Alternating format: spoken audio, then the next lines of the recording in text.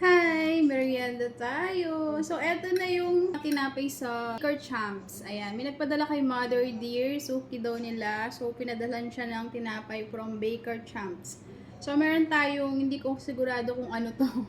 Parang biscop siya. Ayan, may lotus cookie siya sa ibabaw. Titikman natin yan.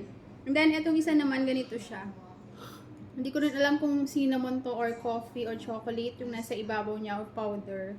Tapos hinati namin yung parang egg pie. Pabilog sigurado to. Ganyan siya. Ayan.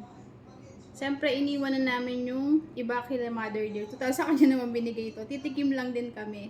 So hati kami ni Habi dito. So tikman natin kung parang egg pie, kung masarap siya.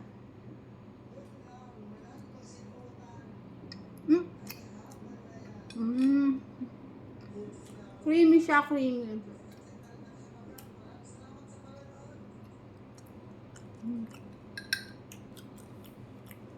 Masarap yung pagka-egg pie niya. Hindi siya sobrang tamis, tamang-tama lang. Tapos napaka-creamy niya. So ito naman,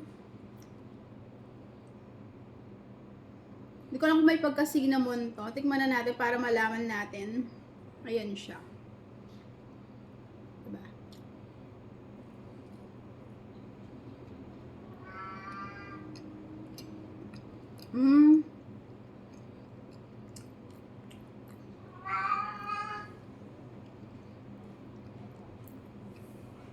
Yeah.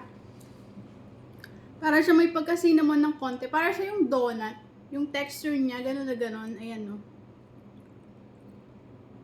Tapos powder yung nasa ibabaw na. Konting cinnamon siguro with chocolate siya. Masarap.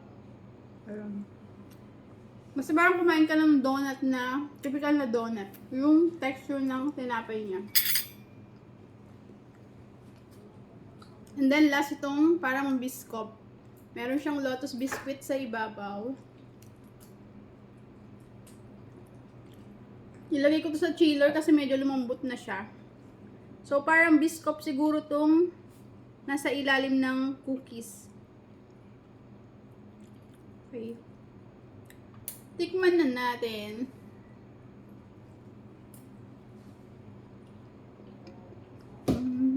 At yung loob niya.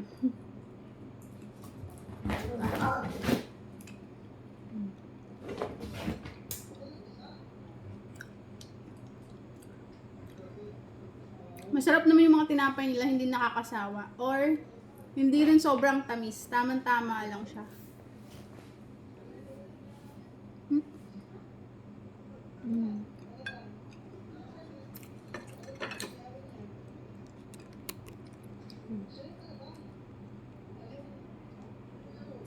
So meron pa siyang feeling sa loob. Ayan, no.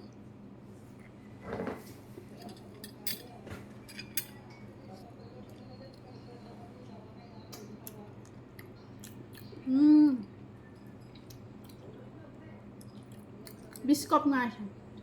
Masarap siya. Kaya pa naman lumalabas sa ilalim. May pa naman siya sa loob. Masarap yung combination. Ito para sa hindi mahihilig sa matamis. Tama lang yung tamis ng mga tinapay from Baker's Champ. So, ayun. Pasado naman sa amin. Salamat sa nagpadala ng Baker Champs kay Mami. Shout out sa inyo. Thank you so much. Bye!